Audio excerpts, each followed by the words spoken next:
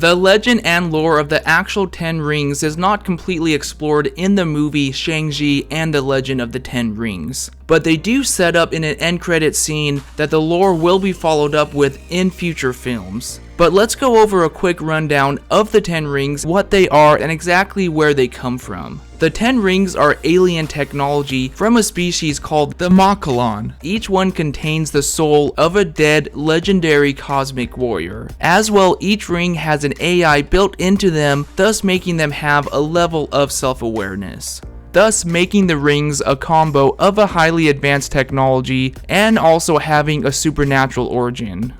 Long ago, there was a Makalon explorer known as Axon Carr that traveled with the 10 Rings powering the ship that he was in. The natives on Earth mistook him for a monster and fatally wounded him. He ended up hiding in a cave in China with the ship and the 10 Rings. Shang-Chi's father, who is also known as the Mandarin, discovered him and his ship in this cave. He lacked any empathy for him and killed him just to take his devices. The movie changes them from rings to bracelets, but either way he was able to wear them and wield their power.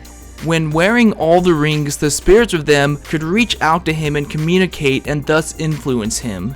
Their ultimate end goal was to be resurrected. There is a story arc where the Mandarin attempts to force Tony Stark to build robotic bodies for each of the spirits, but ultimately this ends up failing. It would seem the movie has replaced the spirits of the rings influencing him with the spirit of the soul-sucking monster from the movie, influencing him instead. This does draw from the lore but changes it. However, they could still use the spirits of the ring in later films.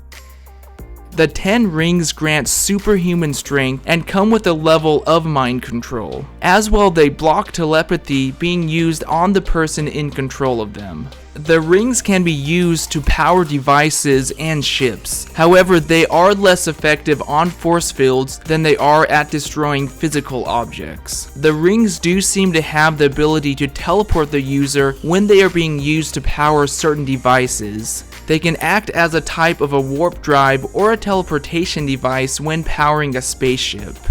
Going back to the species that created the rings, the Makalon evolved as a reptile-like creature in the Andromeda galaxy.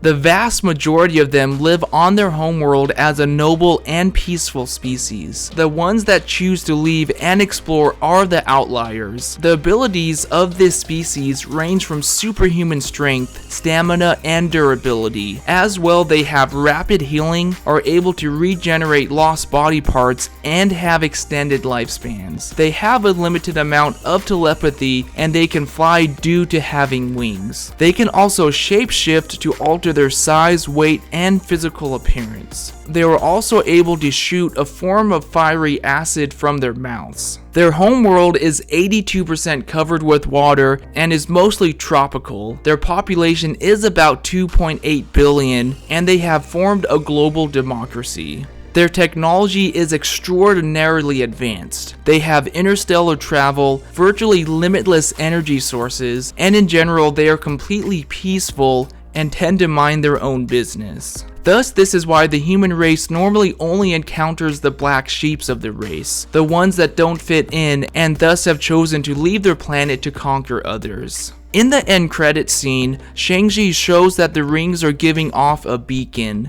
It is not completely sure exactly where this beacon is going. Is it going to the Makalon homeworld? That is a possibility, but we will see if the movie is going in a different direction than the actual lore. But either way, that is a quick rundown of the 10 rings, where they come from, and the species that created them. Thanks for watching, leave me your thoughts, and have a great day.